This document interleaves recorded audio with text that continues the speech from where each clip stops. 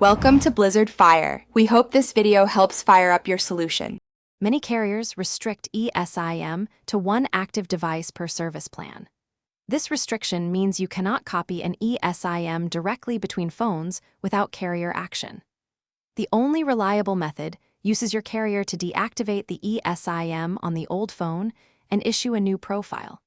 You will need the target phone's IMEI and possibly an eSIM QR code or transfer code from the carrier. Prepare account credentials and any PINs before contacting support to speed the process.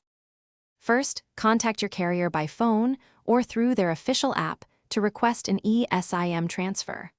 Clearly state you want the current eSIM deactivated and a new profile issued for the target phone. Provide the receiving phone's IMEI and confirm account credentials, including last 4 digits of account number.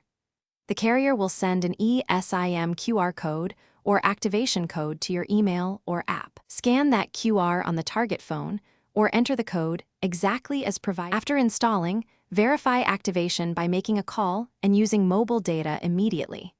If you see no signal, restart the phone and rescan the QR code or re-enter the activation code.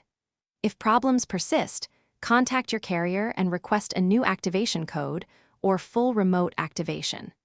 Keep your old phone powered off until the carrier confirms successful activation on the new device. This prevents the carrier from reassigning service back to the old phone accidentally.